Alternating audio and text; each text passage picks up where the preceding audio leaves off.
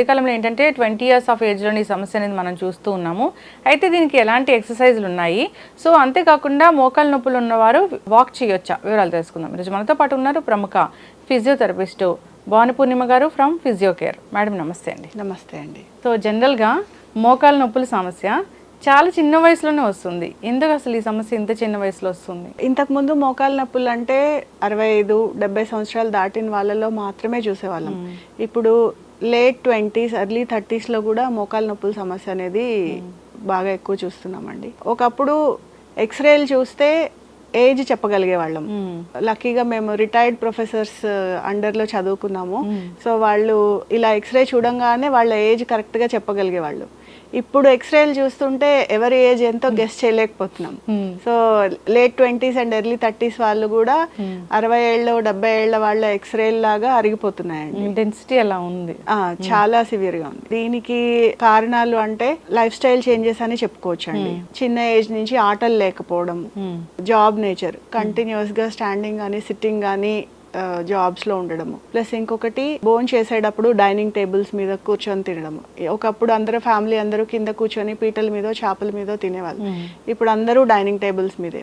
Plus ఇంకొకటి toilets. ఒకప్పుడు Indian toilets ఉండేవి, కంప్లీట్ గా మోకాళ్ళ యూసేజ్ కంప్లీట్ గా ఫోల్డ్ చేసి అట్లీస్ట్ రోజులో కనీసం ఒక 5-6 సార్లన్నా కంపల్సరీగా మోకాలు కంప్లీట్ గా యూజ్ చేసేవాళ్ళం. ఇప్పుడు అన్ని వెస్ట్రన్ టాయిలెట్స్ అయిపోయాయి, డైనింగ్ టేబుల్ మీద డిన్నర్ అయిపోయింది, ఆటల్లో తగ్గిపోయాయి, స్కూల్స్ లో గ్రౌండ్స్ ఉండటం లేదు, మొత్తం సెడెంటరీ మొత్తం. సో మోస్ట్లీ ఈ లైఫ్ స్టైల్ చేంజెస్ వల్ల ఇవి చాలా ఎక్కువగా చూస్తున్నాం.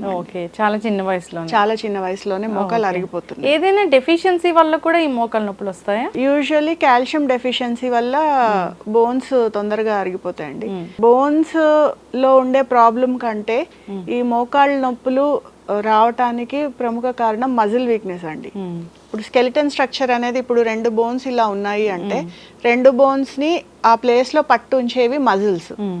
సో మజిల్స్ ఎప్పుడైతే వీక్ అవడం స్టార్ట్ అవుతాయో, సో మజిల్స్ కి మనం ఎప్పుడైతే కంప్లీట్ గా వర్క్ ఉండదో అవి స్లోగా పట్టు వదిలేస్తూ ఉంటాయి. సో మజిల్స్ ఎప్పుడైతే పట్టు వదిలేస్తాయో బోన్స్ అనేవి దగ్గరకు వస్తాయి.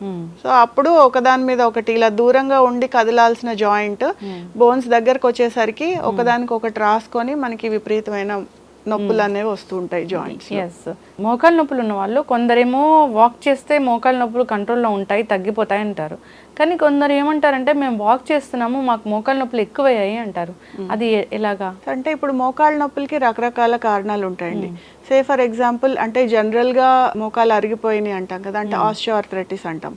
అలా కాకుండా ఏదైనా వేరే రీజన్ వల్ల మీకు జాయింట్ లో పెయిన్స్ ఉండి, say for example rheumatoid arthritis కానీ లేదా ఇంకేదైనా సమస్య వల్ల కీళ్ళ నొప్పులు ఉంటే అలాంటి కండిషన్స్ లో వాకింగ్ చేస్తే నొప్పులు ఎక్కువ అయ్యే ఛాన్సెస్ ఉంటాయి. బట్ రెగ్యులర్ దీంట్లో మాత్రము వాకింగ్ చేస్తూనే ఉండాలి. సో మనం ఎప్పుడైతే యాక్టివిటీ తగ్గుతుందో, ఇందాక మనం మాట్లాడుకున్నాం కదా మజిల్ వీక్నెస్ వచ్చినప్పుడు ఆ జాయింట్స్ అనేవి అరిగిపోతూ ఉంటాయి.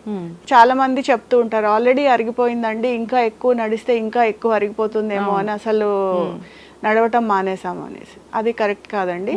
ఎంత యాక్టివ్ లో ఉంటే మనం జాయింట్ ని అంతా కాపాడుకోవచ్చు. అయితే ఎంతసేపు వాక్ చేయాలి? యూజువల్లీ అండి ఏ ఏజ్ గ్రూప్ కి అయినా 40 minutes వాక్ అనేది కంపల్సరీ అండి ఎవరికైనా కూడా. ఎస్పెషల్లీ మనకి మోకాలు నొప్పులు ఉన్నప్పుడు దాన్ని ఓవర్ స్ట్రెయిన్ అవ్వకుండా చూసుకోవాలి. మన కంఫర్ట్ లెవెల్లో ఎంత వాక్ చేయగలిగితే అంత వాక్ చేయొచ్చు, బట్ ఓవర్ ఎగ్జర్ట్ అవ్వకుండా చూసుకోవాలి. సో అంటే ఓవర్ ఎగ్జర్ట్ అంటే మోకాలు నొప్పులు వచ్చేంత వరకు, నొప్పులు బాగా వచ్చేసి మనం కంప్లీట్ గా అలసిపోయి మోర్ దాన్ 1.5 hour అలా ఎక్కువ చేసేసి అలా కాకుండా, సో ఇప్పుడు మనకి మోకాలు నొప్పులు ఉన్నప్పుడు ఒకవేళ కంటిన్యూస్ గా కనుక నడవలేకపోతే ఒక 10 minutes నడవటము, ఒక 2 minutes బ్రేక్ తీసుకోవడము, మళ్ళీ ఒక 10 minutes నడవడము, అలా రోజు మొత్తంలో ఒక 40 minutes వాక్ అనేది కంపల్సరీ. సో మజిల్ అనేది అది కదులుతూనే ఉండాలి. మజిల్ అనేది దాన్ని ఎంత యాక్టివ్ గా ఉంచితే మన జాయింట్స్ అంత స్ట్రాంగ్ గా ఉంటాయి. సో ఈ మోకాలు నొప్పులు ఉన్న వాళ్ళకి కొన్ని రకాల ఆహారాలు కూడా చెప్తూ ఉంటారు, అవి ఎలాంటి ఆహారాలు తీసుకుంటే మంచిది అంటారు? అంటే ఎలాంటి నొప్పులు ఉన్నా కూడా మన బాడీలో జాయింట్స్ హెల్తీగా ఉండాలి, లేకపోతే మజిల్స్ అన్ని స్ట్రాంగ్ ఉండాలి, బోన్స్ హెల్తీగా ఉండాలి అంటే D vitamin, calcium, and vitamin C. So ఇవి 3 చాలా ఇంపార్టెంట్ అండి. మనకి వైటమిన్ డి ఎండ నుంచి వస్తుంది.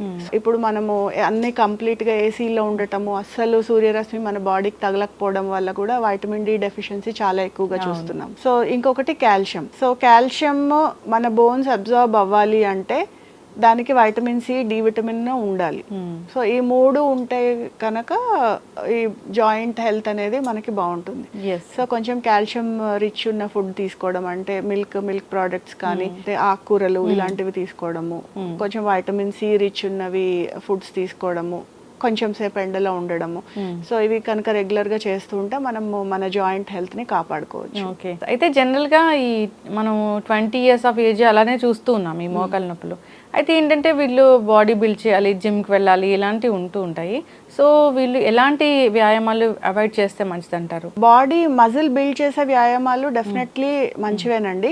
కాకపోతే జిమ్కి వెళ్ళే వాళ్ళు ఎక్సెసివ్గా మజిల్ బిల్డ్ చేసేయాలి, చాలా ఫాస్ట్గా మజిల్ వచ్చేయాలి అన్న దీంతో చాలా ఎక్కువ గంటలు జిమ్లో కష్టపడి చేసేస్తూ ఉంటారు. అలా కాకుండా కొంచెం ఆప్టిమైజ్ చేసుకుని, అంటే కొంచెం టైమింగ్స్ చూసుకొని మధ్య మధ్యలో బ్రేక్స్ ఇస్తూ చేసుకుంటే ఎలాంటి ఇబ్బంది రాకుండా ఉంటుంది.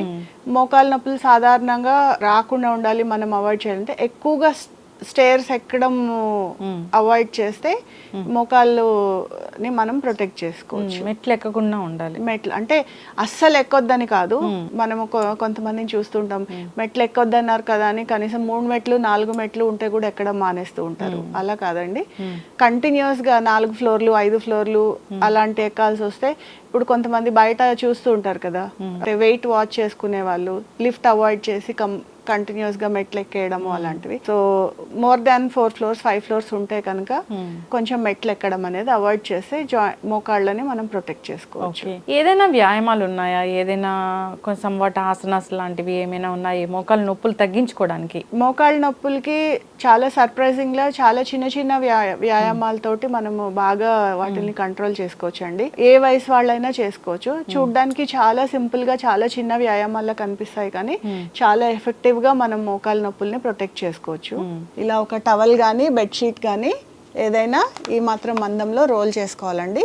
రోల్ చేసుకుని ఇలా మనం మోకాలు కింద పెట్టాలి, కరెక్ట్గా మోకాలు కింద పెట్టాలి. ఈ ఎక్సర్సైజ్ చేసేటప్పుడు గుర్తుంచుకోవాల్సిన ముఖ్యమైన విషయము, మన బ్యాక్ అనేది స్ట్రైట్గా ఉండాలండి. సో ఇలా ఏదైనా ఒక గోడకి కానీ, ఒకవేళ మీరు కింద కూర్చోలేకపోతే మంచం మీద కూర్చున్న మంచానికి ఇలా బ్యాక్ స్ట్రైట్గా పెట్టి మోకాలు కింద ఈ టవల్ని కానీ బెడ్షీట్ని కానీ పెట్టి మన మోకాలతోటి గట్టిగా ఇలా టవల్ని ప్రెస్ చేయాలి.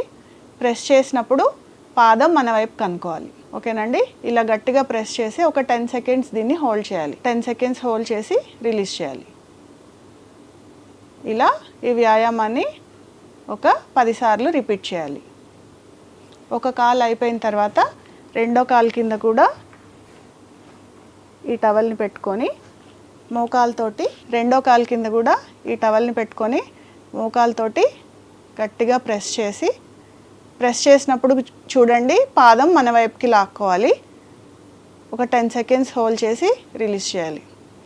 మోకాలు నొప్పులకి వ్యాయామాలు చేసేటప్పుడు గుర్తుపెట్టుకోవాల్సిన విషయము, ఒక మోకాలు నొప్పి ఉన్నా కూడా 2 మోకాళ్ళకి కంపల్సరీ వ్యాయామం చేయాలండి. మోకాలు నొప్పి అని ఒకటే కాలుకి వ్యాయామం చేస్తే, ఒక కాలు నొప్పి పెట్టినప్పుడు మనం దాని మీద బరువు పడకుండా అవాయిడ్ చేయడం కోసం రెండో కాలు మీద ఎక్కువ బరువేసేస్తాము.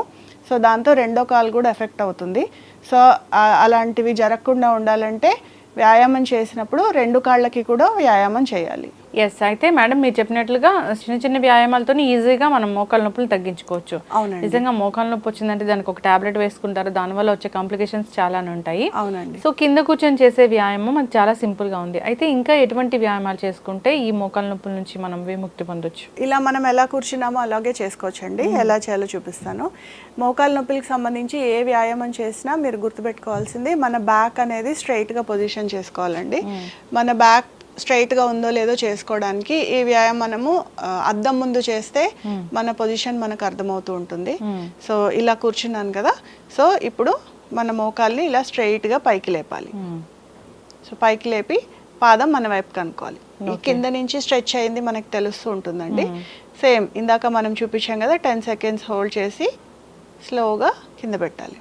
అట్లాగే రెండో కాలు కూడా పైకి లిఫ్ట్ చేసి పాదం మన వైపు కనుక్కోవాలి. పాదం మన వైపు అనుకొని ఒక 10 seconds హోల్డ్ చేసి స్లోగా కింద పెట్టేయాలి. సో ఇలా ఎన్ని టైమ్స్ చేయాలి? 10 times అండి, each leg 10 times. So with మనం ఇందాక చూపించిన వ్యాయామంతో పాటు ఇది చేసుకుంటే సరిపోతుంది. అవునండి. ఓకే. ఇప్పుడు ఇది రెండో ఎక్సర్సైజ్ చూసాం కదా, ఇంకొక చిన్న ఎక్సర్సైజ్ అండి, సేమ్ ఇలా కూర్చునే చేసుకోవచ్చు. ఇప్పుడు ఒక్కొక్క కాలు పైకి ఎత్తాం కదా, ఇప్పుడు ఒక కాలు మీద ఒక కాలు క్రాస్ చేసి సేమ్ బ్యాక్ స్ట్రైట్గా ఉండేటట్టు చూసుకొని పైకి లిఫ్ట్ చేయాలి. ఇప్పుడు మనము కిందున్న కాలుకి వ్యాయామం ఇస్తున్నట్టు పైనున్న కాలు కింద కాలుని రెసిస్ట్ చేస్తుంది, అంటే అగెయిన్స్ రెసిస్టెన్స్ మనము ఈ కాలుతో వ్యాయామం చేస్తున్నాం. సో సేమ్ పాదం మన వైపు అనుకొని ఒక 10 seconds హోల్డ్ చేసి కింద పెట్టేయాలి. తర్వాత ఆల్టర్నేట్ చేయాలండి, ఇది ఈ కాలు మీద వేసుకొని పైకి లిఫ్ట్ చేయాలి. మనం కింద కాలు ఏ కాలు అయితే కింద ఉందో దానికి మనం ఎక్సర్సైజ్ చేస్తున్నాం, పైన ఉన్న కాలు దానికి రెసిస్టెన్స్ ఇస్తుంది. సేమ్ పాదం మన వైపు అనుకోవాలి, ఒక 10 seconds హోల్డ్ చేసి కింద పెట్టేయాలి. ఓకే. సో ఇవి మార్నింగ్ ఈవినింగ్ 2 పూట్ల చేసుకోవచ్చు? 2 పూట్ల చేసుకోవచ్చు అండి. సో ఏవైతే మోకాళ్ళ నొప్పులు ఇబ్బంది పెడుతూ ఉన్నాయో సో ఆ పెయిన్ నుంచి అయితే రిలీఫ్ ఉంటుంది, పర్మనెంట్ సొల్యూషన్ అయితే కాదు కదా? పర్మనెంట్ సొల్యూషన్ అంటే ఇప్పుడు మనకి ఆల్రెడీ మోకాళ్ళు ఎంతవరకు అరిగిపోయాయి అనే దాన్ని బట్టి గ్రేడింగ్ని బట్టి ఉంటుందండి. సో ఆల్రెడీ మనకి చాలా ఎక్కువ అరిగిపోయాయి, ఇర్రివర్సిబుల్ డ్యామేజ్ ఆల్రెడీ జరిగిపోయింది అన్నప్పుడు మనము దీంతో కొంతవరకు ఉపశమనం పొందొచ్చు. అదే మనం స్టార్టింగ్ స్టేజ్లో కనుక అంటే మనం గుర్తించగలిగితే ఈ ఎక్సర్సైజెస్ రెగ్యులర్గా చేసుకుంటూ ఉంటే మన జాయింట్ని ఫర్దర్గా డ్యామేజ్ అవ్వకుండా కాపాడుకోవచ్చు. ఖచ్చితంగా. సో ఒక రకంగా పర్మనెంట్ అనే చెప్పొచ్చు. ఓకే. మోకాళ్ళ నొప్పి సమస్య అనేది చాలా వేధిస్తుంది. సో ప్రతిరోజు కాకపోయినా 10 daysలో ఒక్కసారైనా మనం ఫేస్ చేస్తూ ఉంటాము. సో అలాంటి వాళ్ళు ప్రతిరోజు ఎక్సర్సైజ్ చేసుకుంటే మంచిది, రాకుండా కూడా ఉంటుంది. సో ఉన్న వాళ్ళైతే చేస్తే ఇది ఖచ్చితంగా కంట్రోల్లో ఉంటుంది. సో కాంటాక్ట్ చేయాలని కోరుకున్నాం. ధన్యవాదాలు. నమస్తే.